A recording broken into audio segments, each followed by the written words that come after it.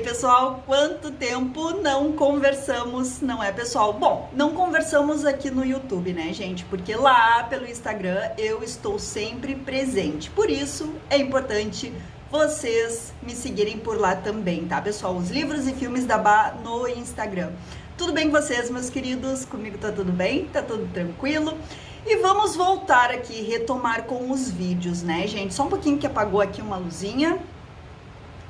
Peço só uns segundinhos aqui para vocês, para colocar uma iluminação melhor aqui, né? E vamos lá.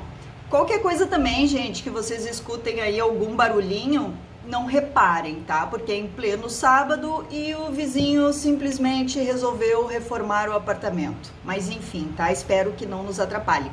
Gente, vamos conversar hoje com um livro que eu li. Foi novembro do ano passado, faz um tempinho já. E pessoal, que delícia de livro. Eu adorei, eu já divulguei ele lá pelo Instagram e agora vamos conversar. Que é o Loli Willows, tá, gente? Essa capa bem legal, bem bacana. Tem alto relevo aqui em dourado, tá? E eu já falo pra vocês que hoje, sábado, na Amazon, esse livro tá custando R$ 7,90. Só isso, tá, gente? Eu paguei R$ 9,90 o ano passado. E o valor dele eu vi em outras livrarias, R$ 59,90. Então, assim, quem já sabe o meu gosto literário, quem confia aqui na Bá, já pode ir se adiantando e indo lá na Amazon comprar por R$ 7,90 só. E ainda tem entrega grátis com o Amazon Prime, tá, gente? Então, assim, tá valendo muito a pena, tá? Mas vamos lá então, gente. Esse livro aqui, ele foi escrito, publicado em 1926. Ou seja, é o que a gente gosta, né, gente? É coisa antiga, é coisa velha, é lá da primeira metade do século XX. E aí eu vou ler aqui a orelha rapidinho aqui pra vocês, que é bem interessante. Olha só que linda a edição, gente. Esse rosa lindo aqui, adorei esse tom de rosa, pessoal. Belíssimo, tá? Capa molezinha, uma letra bem bacana, uma fonte boa, página amarela, é da Bertrand Brasil, com 194 páginas, tá? E aí diz assim: nascida em Harrow, região noroeste de Londres, em 1893, Sylvia Townsend Warner é autora de 7 romances, 7 volumes de poesia, 8 de contos e 1 de ensaios. Passou a maior parte de sua vida ao lado de sua companheira de longa data, Valentine Eklund, e faleceu em 1978, aos 84 anos, deixando como legado uma bibliografia à frente de seu tempo. Alguns temas polêmicos perpassam sua obra, como o feminismo, a posição das mulheres numa sociedade patriarcal e a rejeição ao cristianismo. Tudo isso na primeira metade do século XX, e numa Inglaterra em que a posição da mulher sempre foi de inferioridade. Publicado originalmente em 1926, esse é o primeiro romance, além de sua estreia no Brasil. Com ele, Sylvia alcançou o sucesso imediato. Então, tem essas críticas aqui, né, essas questões que ela levanta, mas de uma forma muito sutil. Não é militante, não é forçando a barra. Então, assim, é leve, tá? Quem assim, segue, né, por esse viés, vai gostar do livro, mas quem não se identifica muito, também vai gostar, porque é uma forma leve, sutil, agradável de ler, tá, gente? Vamos para a história, então, gente, sensacional. Eu gostei bastante, uma leitura, assim, leve, fluida, né, apesar de ser de 1926, tem também um tom assim engraçado, né? Eu não sabia se eu colocava ele nos vídeos de domingo, porque tá como literatura estrangeira. Tá, mas que tipo de literatura estrangeira? É um suspense, é um drama, é um terror? O que que é? Eu entendo como uma mistura de drama, um pouquinho de suspense e com umas pitadas engraçadas, como frases do tipo... Havia sido bruxa há poucas horas, né? Então, assim, vai caminhar por essa trilha da bruxaria, mas de uma forma bem leve também, não é nada, assim, sobre bruxaria, né? Na verdade, é a história da Loli Willows. Então tem umas pitadas assim um pouquinho cômicas, mas sem forçar a barra, tá? Então, gente, começa assim. A Lolly, né, ela era uma menina, morava numa grande, né, um grande casarão, Lady Place, né, na Inglaterra. O nome do lugar, né, Lady Place, das mansões, né, que se tinham os nomes, né, as casas, os casarões tinham nomes, né, as famílias colocavam nomes. Então era o Lady Place. E ela era uma menina, assim, bem peculiar. Ela gostava de sair para buscar ervas no meio da floresta, ela lia filosofia, ela era bem diferente das moças casadoiras da época. Então aquelas mocinhas que iam para bailes para conhecer os futuros maridos, né? E ela não agradava a ninguém porque ela vinha com papos de filosofia, gente. Ela vinha falar de, sei lá, Kant ou qualquer outra coisa dos livros que ela lia da biblioteca do pai. Então as pessoas já enxergavam ela assim, né, de uma maneira meio estranha, né? Não se identificavam ali com ela como uma moça para casar, e ela tampouco. Ela também não pensava em casamento. Para ela ter que ir nesses bailes era assim uma chatura, né?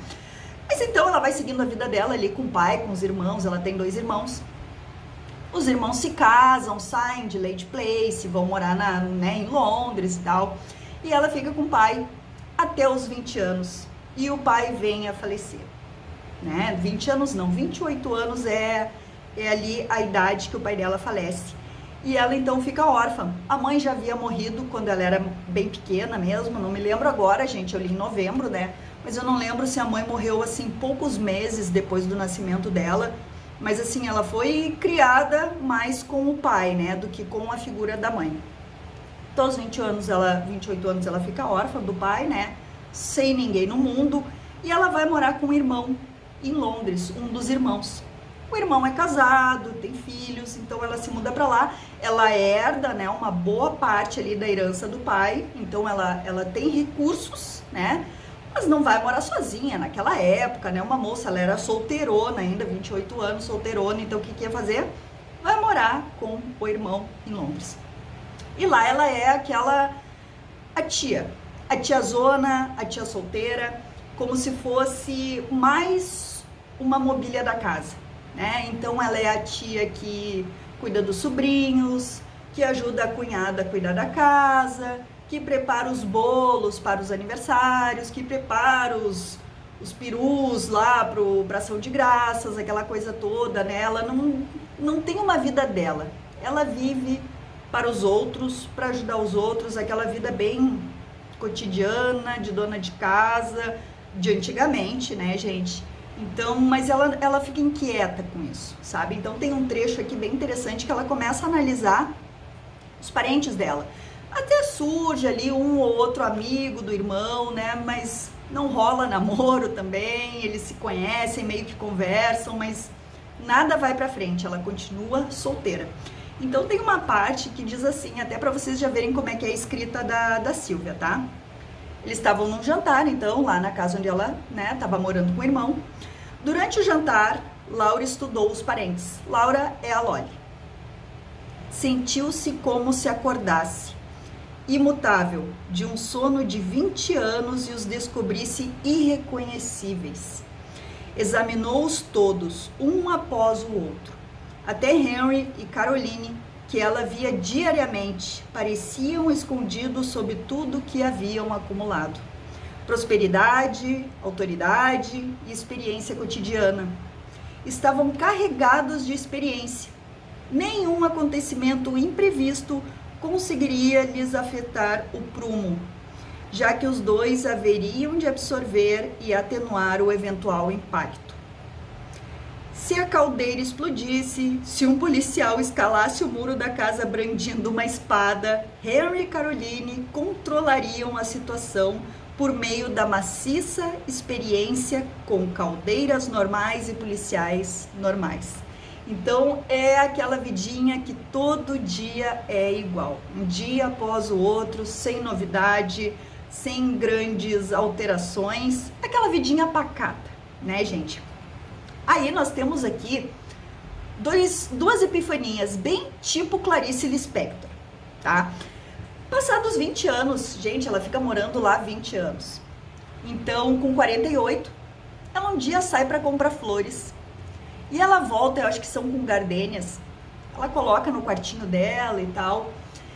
E ela bota na cabeça, olhando aquelas flores, né, refletindo ali e tal, ela tem um insight, tem a epifania, a lá Clarice Lispector, que ela tem que sair daquela casa, que ela não quer mais levar aquele tipo de vida.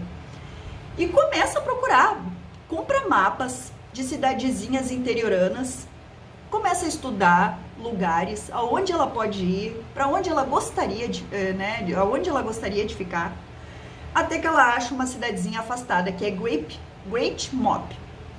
E vai pra lá, gente. Os parentes recebem aquilo assim, com um impacto tremendo, porque eles nunca imaginaram que a tia Loli fosse capaz, aos 48 anos, solteirona, naquela época, de simplesmente dar uma guinada na vida dela, né? Um giro de 180 graus. Deixar Londres, deixar tudo que ela havia, né, não construído, mas vivido ali durante 20 anos, e ir morar numa cidadezinha lá no CU do mundo, né? Mas ela vai, gente. No começo eles ficam chocados, depois eles começam a rir, achando que ela tá louca, que ela tá viajando, que ela não vai fazer coisa nenhuma, mas ela vai. Ela vai passar uns dias na cidade para conhecer, para saber como é que funciona tudo, como é que é o local, e ela se muda para lá. Realmente. Até que, chegando lá, ela vai ter outra epifania, tá? Mas antes disso, ela começa ali a se inteirar do local, ela fica numa hospedaria, aí tem o senhorio lá, né, uma senhora, que conversa muito com ela, começa a falar dos habitantes locais, e ela percebe que durante a noite tem uma movimentação tremenda na cidade. Na cidadezinha, né, digamos assim, na aldeiazinha, no vilarejo. Então, quando era para todo mundo estar quietinho, dormindo nas suas camas, descansando para acordar cedo no outro dia, é um movimento de conversa, de gente passando pelas ruas.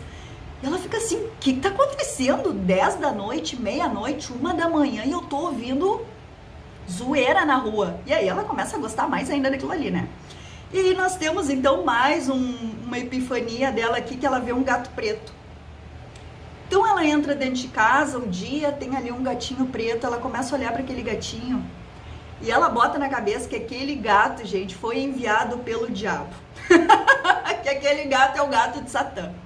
E ela quer fazer um pacto com o diabo, ela quer mudar a vida, ela quer mudar tudo, ela quer fazer parte de algo diferente. Acho que ela quer recuperar os 20 anos, né, de modorra lá naquela Londres que ela viveu com aqueles parentes enfadonhos.